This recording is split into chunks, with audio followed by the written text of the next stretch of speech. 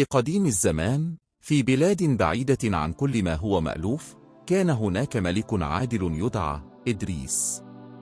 كان إدريس يحب شعبه حبا عظيما، ويجتهد في أن تكون مملكته مكانا يسوده السلام والرخاء.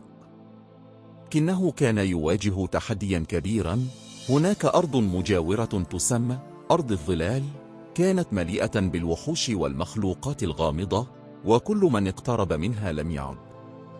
كان الملك إدريس يعلم أن خطر أرض الظلال يهدد مملكته، خاصة أن هذه الأرض كانت تمتلك سرا عظيما، كنز يقال إنه يمنح القوة والحكمة لمن يجده. حاول الكثير من فرسان المملكة الذهاب لاكتشاف السر أو تدمير الخطر، لكنهم لم يعودوا أبدا. في تلك المملكة كان هناك شاب يدعى عمران، وهو ابن فلاح بسيط، لكنه كان معروفا بشجاعته وقلبه الطيب. عندما سمع عمران عن مصير الفرسان وما يواجهه الملك من حيرة، قرر أن يعرض على الملك المساعدة. ذهب إلى القصر وطلب مقابلة الملك، وعندما وقف أمامه قال: مولاي، أنا أعلم أني لست فارسا ولا أملك دروعا أو سلاحا عظيما، لكني أملك قلبا شجاعا وعقلا لا يعرف اليأس. اسمح لي أن أحاول دخول أرض الظلال. تردد الملك إدريس في البداية، لكنه رأى في عيني عمران إصرارا وإيمانا كبيرين، فأعطاه الإذن وقال له: اذهب يا عمران، ولكن تذكر أن الشجاعة وحدها لا تكفي، عليك أن تكون حكيما وصبورا. إذا وجدت الكنز استخدمه بحكمة، وإذا واجهتك الوحوش لا تدع الغضب يسيطر عليك. انطلق عمران في رحلته، ومعه كيس صغير مليء بالطعام وخريطة قديمة تشير إلى مدخل أرض الظلال. وبعد أيام من السير وصل إلى حدود الأرض.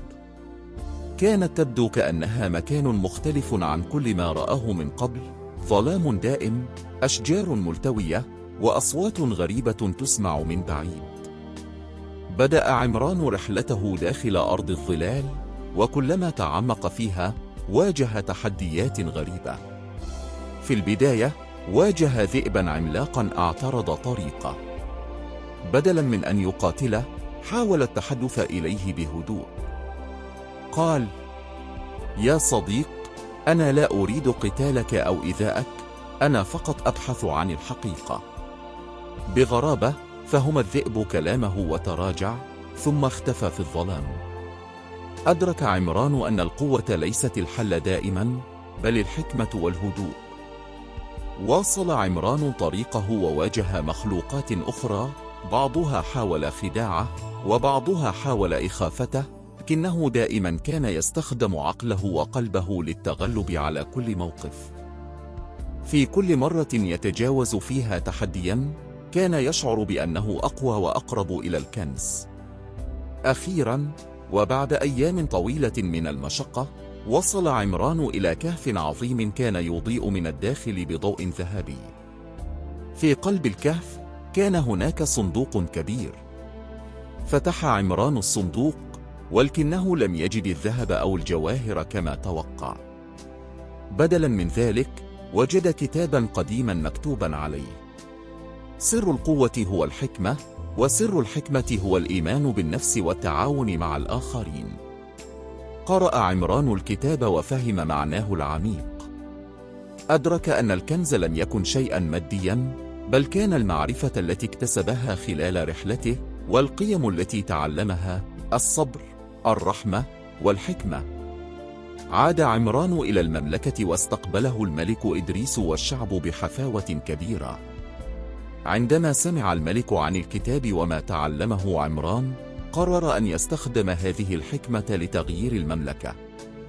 بدأ بتعليم شعبه أن التعاون والرحمة أهم من القوة، وأن الحكمة هي مفتاح النجاح.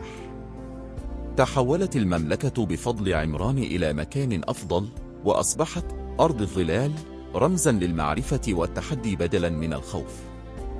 عاش عمران بقية حياته مستشارا للملك، يحكي قصته للجميع لتكون درسا للأجيال القادمة. وهكذا انتهت رحلة عمران، لكنها بقيت تروى على مر العصور كقصة عن الشجاعة، الحكمة، والإيمان بالنفس.